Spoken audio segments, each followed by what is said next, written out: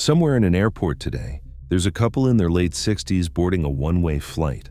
Not a vacation, not a visit to see the grandkids. A one-way ticket to a country they have never lived in, to spend the rest of their lives there. They worked for decades in America. They raised their family here. And they've decided, after running the math more times than they can count, that they simply cannot afford to grow old in the country they spent their whole lives building.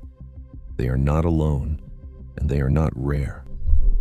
Surveys keep finding that a striking share of Americans, approaching half in some of them, have seriously considered leaving the United States when they retire. Not for the adventure, for survival. And here's the part that should stop you cold. For a fast-growing number of them, this isn't a fantasy they'll never act on. They're actually going quietly in numbers that climb every single year. We tend to picture retiring abroad as a wealthy person's dream, the beachfront villa, the second home, the couple who already had plenty and just wanted a nicer view to enjoy it from. But that is not who's driving this anymore. The real story here isn't about people leaving because they can. It's about people leaving because they can't afford to stay. And by the end of this, you'll understand exactly what's pushing ordinary American retirees out of their own country, where they're going, and what their quiet departure really says about what retirement in America has become. Because it starts with a single, brutal calculation. The same one, run at 1,000 kitchen tables, that keeps coming back with the same answer. Let's clear up the picture most people carry first, because it's the picture that hides what's really happening. When you hear the phrase, retire abroad, you probably imagine luxury. Someone trading a big American life for an even bigger one somewhere sunny. And that person exists. But the wave we're talking about looks nothing like that. These are people leaving on a fixed Social Security check and not much else. People who are not chasing a dream so much as fleeing a bill. They're not upgrading their retirement, they're rescuing it, because the version that was supposed to happen here quietly became impossible. So when we call it retiring abroad, the words make it sound like a choice made from strength. For a growing share of these people, it's a choice made from the opposite. That's not an adventure. It's closer to an exile, just one with a nice view. Here's why that matters. Because a country doesn't lose the people who built it to other nations by accident. When they start leaving in numbers, it's telling you something, and it's worth listening to what. So let's look at how big this actually is, because the scale is easy to miss. Already, hundreds of thousands of Americans collect their Social Security checks while living in another country, and that figure has been climbing for years. But the people who fully moved are only the visible edge of it.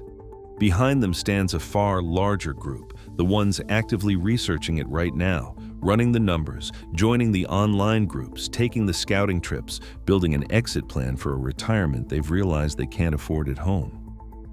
This is the part that stays hidden, because considering leaving doesn't show up in any statistic.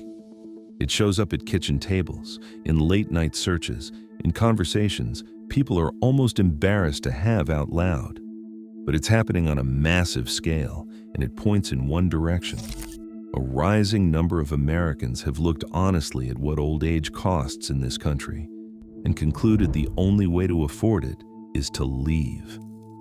Now let's get to the calculation itself, the one at the center of all of this, because it's shockingly simple, and that's exactly what makes it so powerful. A retiree in America lives and dies by a fixed monthly income, usually a Social Security check, and in most of this country that check does not go far. In many American cities, it doesn't even cover the rent before a single other bill is paid. Now take that exact same check and carry it to a country where the cost of living is a fraction of what it is here. Suddenly, the money that meant poverty at home means comfort abroad. The same dollars that couldn't cover a one-bedroom apartment in America can cover rent, food, utilities, and healthcare somewhere else, with money left over at the end of the month for the first time in years. People describe living on well under half of what they needed at home and living better. That's the whole engine of this. It isn't that these retirees suddenly got richer. It's that they moved their fixed income to a place where it was allowed to be enough. The check didn't change, the country around it did. To see why that math is so decisive, it helps to actually break it down. Picture a retiree living on a Social Security check of, say, $1,600 or $1,700 a month. In much of America, the rent alone eats most or all of that before food, before medicine, before a single utility is paid. Now, place that same person in one of these destinations. Rent for a comfortable apartment might run a few $100s. Fresh food from a local market costs a fraction of an American grocery run. A visit to the doctor is pocket change. Household help that would be an unthinkable luxury at home, someone to cook or clean a few times a week, becomes something ordinary. Add it all up, and the same check that meant a life of anxious subtraction back home now covers everything with room to breathe and often room to save. People go from choosing between their medicine and their groceries to taking their partner out to dinner without checking the balance first. Nothing about them changed. The price of a dignified day did. If you've ever run this math yourself, even just idly, where would you go? Drop the country in the comments. I'm genuinely curious how many people have quietly thought about this, because I think the number is far higher than anyone says out loud. So where are they actually going? This is the question everyone asks, so let's walk through the places American retirees are choosing most and why each one pulls them. Start with the one closest to home, Mexico. It's the single most popular destination, and the reasons are obvious once you see them. It's right next door, close enough to fly back for a birthday or an emergency. The cost of living is dramatically lower, and there are already large, established communities of American retirees in towns built around exactly this, so you can land somewhere that speaks your language and knows your situation. For a lot of people, Mexico isn't a leap into the unknown. It's a short move to a cheaper version of a life they recognize. Then there's Central America, and two names come up again and again, Costa Rica and Panama. Costa Rica draws people with its stability, its natural beauty, and a healthcare system that's genuinely respected, all at a fraction of American costs. People talk about it with a kind of reverence, the slower pace, the sense of actually living instead of just surviving. Panama makes the list for cold, practical reasons too. It uses the US dollar, which removes a whole layer of risk, and it has long rolled out the welcome mat for retirees, with programs designed to make settling there easy. A little further south sits the one people mention when the budget is tightest of all, Ecuador. The cost of living there is low enough that retirees describe covering everything on a small fraction of what they'd need in the States. One commenter's version of it being that they could never have afforded to retire at home, and abroad it costs a quarter as much. When the check is small, Ecuador is often where the math finally works. Cross the ocean, and the pull changes character. In Europe, the names are Portugal and Spain. These aren't the cheapest options on earth, but they offer something specific, a European quality of life, excellent public health care, walkable towns, and safety at a cost well below major American cities. For retirees who want the comfort and the culture without the American price tag, they've become enormously popular. And then there's Southeast Asia, where the numbers get dramatic, places like Thailand and the Philippines. The cost of living there can be a small fraction of what it is at home, and the Philippines carries an extra draw for many Americans, widespread English and deep historical ties, which lowers the wall that language usually builds.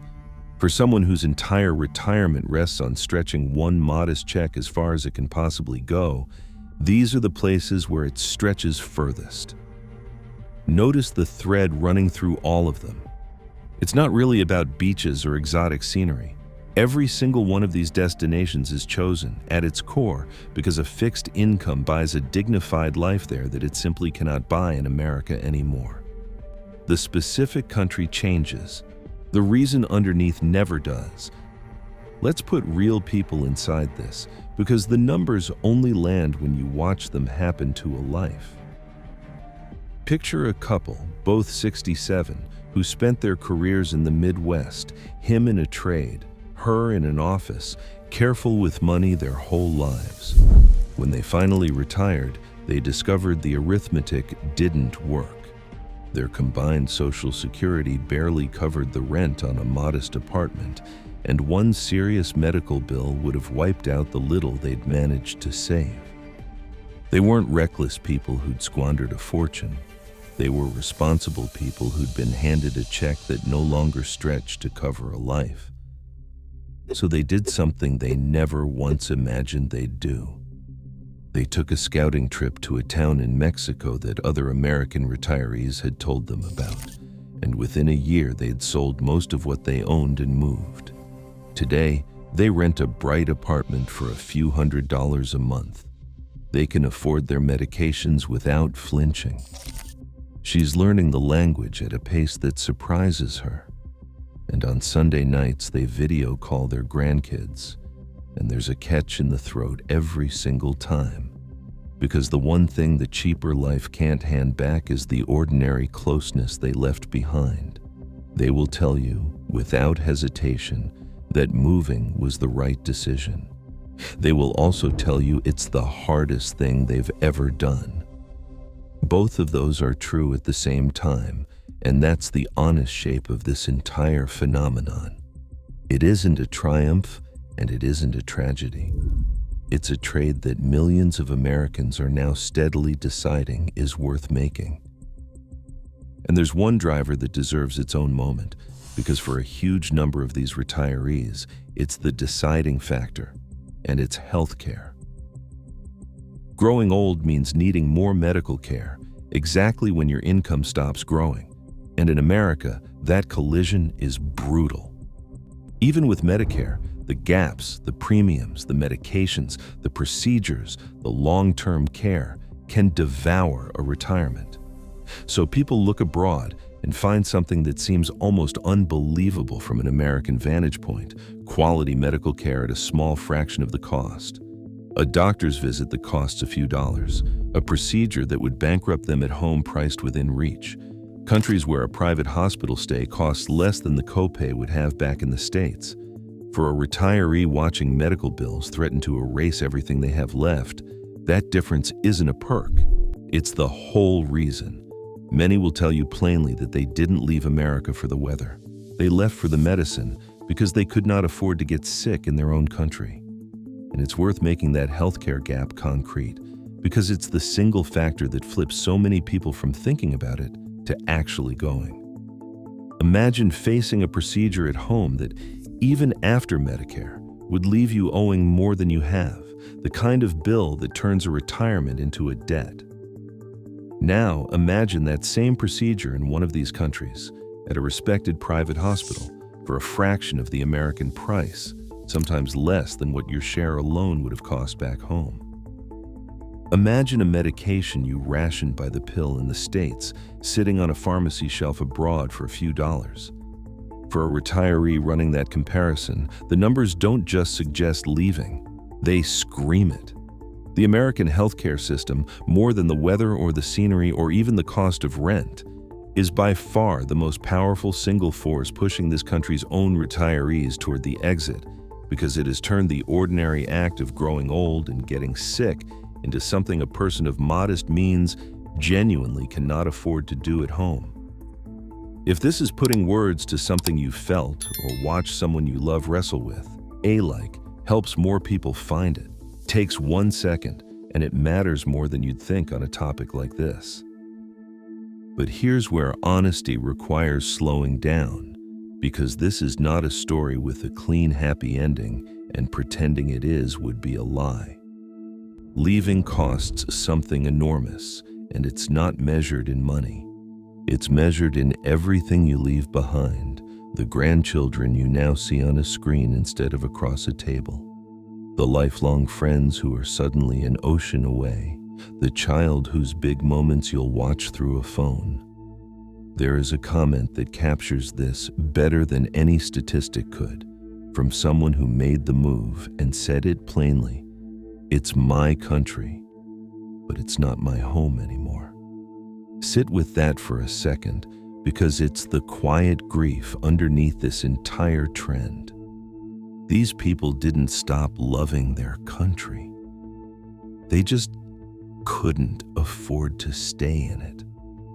And so they carry a particular kind of homesickness that never fully goes away. The ache of being priced out of the place your whole life happened.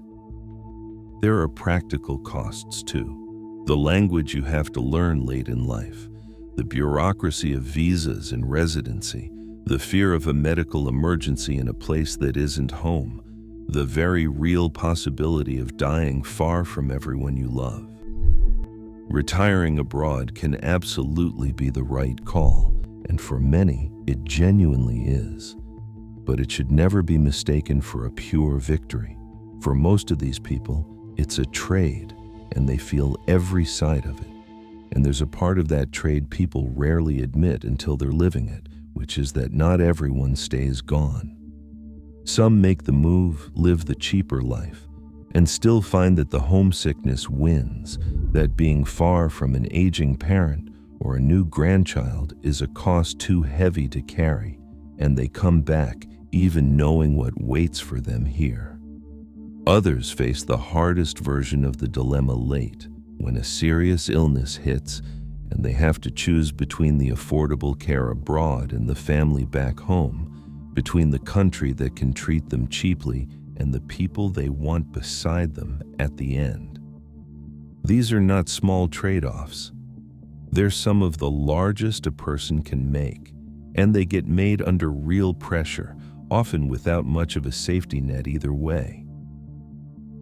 Which raises the questions people always ask when they first consider this, and they deserve honest answers. Isn't it dangerous? Isn't it lonely? Can an ordinary person even pull it off? The truth is that safety varies enormously from place to place, and even neighborhood to neighborhood, which is exactly why the people who do this well spend months researching, visiting, and talking to those already there before they ever commit. Loneliness is real too, but it's also why so many gravitate to the established retiree communities, where there's a ready-made network of people who speak the language and remember exactly what the first few months feel like. And as for whether a regular person can manage the logistics, most of these countries have formal pathways built for precisely this: residency programs that ask you to prove a steady retirement income, often a surprisingly modest one, and then welcome you in. It's paperwork, patience, and planning, not magic. That's part of why what once felt impossible has quietly become something a careful, ordinary retiree can actually accomplish, which is a big reason the numbers keep climbing year after year. Now, let's talk about what this whole thing actually reveals, because the leaving is a symptom and the disease is worth naming. Step back from any single couple at any single airport and look at the pattern, and it tells you something a country should not be able to ignore. When millions of people who worked their entire lives, paid into the system for decades, and did everything they were told to do, sit down, run the numbers, and conclude that the responsible choice, the only affordable choice, is to leave the country entirely, that is a verdict. It's the free market of human beings quietly rendering judgment on what growing old in America now costs. Nobody makes this choice lightly. Leaving your homeland in your final decades is a wrenching, drastic thing to do. And the fact that so many are choosing it anyway tells you exactly how impossible the alternative has become. They're not fleeing America because they stopped loving it. They're fleeing the price of surviving in it. The departure isn't really about the destination at all. It's about what was left behind and what it started to cost just to stay. And this is accelerating, not slowing down, which is why the year matters. An entire cottage industry now exists to help Americans do this. The guides, the relocation services, the communities ready to receive them, the visa consultants, the online forums with hundreds of thousands of members swapping the exact math we've been walking through.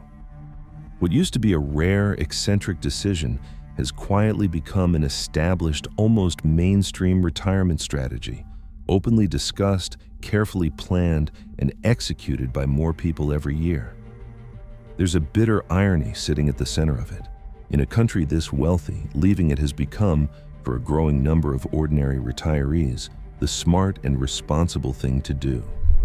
The sensible financial plan for old age is increasingly to spend that old age somewhere else. That's not a small thing. That's a slow, quiet exodus of the people who built the place, and it's speeding up. So let's go back to that couple at the airport, boarding the one-way flight with everything they own reduced to a couple of suitcases. From the outside, it might look like a dream. Two retirees off to spend their golden years somewhere warm and beautiful. Now you know what's usually underneath it. They aren't leaving because America gave them too much. They're leaving because it quietly stopped being a place they could afford to grow old in, and they did the responsible thing with the hand they were dealt. They didn't abandon their country. Their country became too expensive to die in, and so they made the hardest move of their lives to protect what little they had left. These aren't people chasing paradise. They're people who ran out of room to grow old at home and found it somewhere else. And it will keep happening for a reason that's simple and hard to hear. As long as a lifetime of work doesn't buy a secure old age in this country, as long as a social security check means poverty here and comfort almost anywhere else, as long as getting sick in America can erase everything a person saved, more and more of them will keep boarding those one-way flights, quietly voting with their feet. Whether that stays true, whether this country ever decides that the people who built it should be able to afford to grow old inside it, is not a law of nature. It's a choice. And so far, it's one we keep making in the wrong direction. So I'll leave you with the honest question, the one worth sitting with. If you did everything right, worked your whole life, and found that the only way to afford your own retirement was to leave the country you spent it in, would you go? And what does it say that so many already have? Drop your answer below. I read everyone.